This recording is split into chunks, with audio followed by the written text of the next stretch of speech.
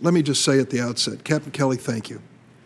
Thank you for bringing that wonderful, brave wife of yours today to remind us what victims suffer from gun violence, what a heroic figure she is, and what a great pillar of strength you are to stand by her during this entire ordeal and her rehabilitation. We're so proud of her and of you.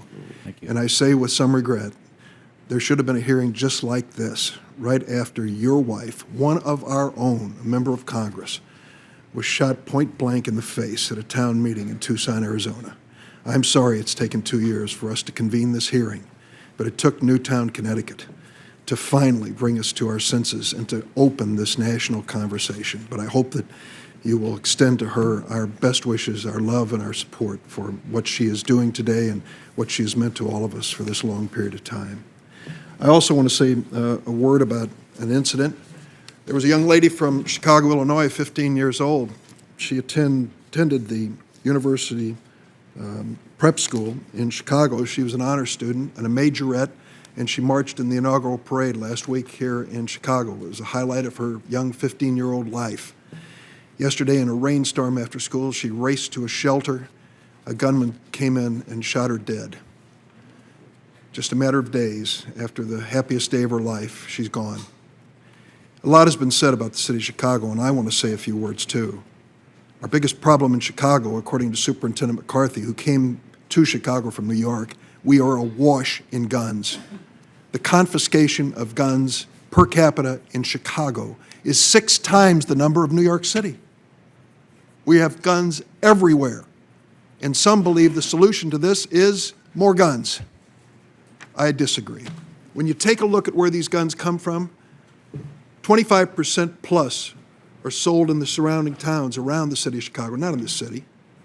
And you look over the last 10 or 12 years, of the 50,000 guns confiscated in crimes, almost 1 out of 10 crime guns in Chicago came to that city from Mississippi. Mississippi. Why?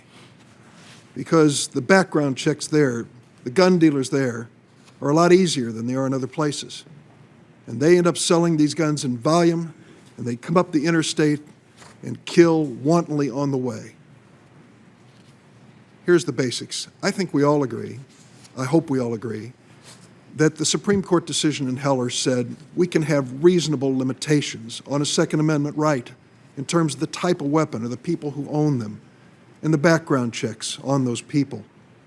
It's something we desperately need to do.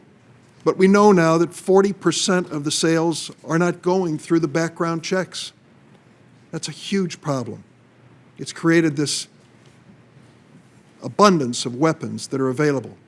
And the straw purchasers, I salute the chairman for addressing this issue on straw purchasers. It's one of the worst situations in our state and in the city of Chicago. I can point to one gun store in Riverdale, Illinois, that accounts for more than 20% of the crime guns in Chicago. Straw purchasers buy the guns there, and they end up in the hands of criminals in the city of Chicago. We got to put an end to this. Chairman, thank you for your bill.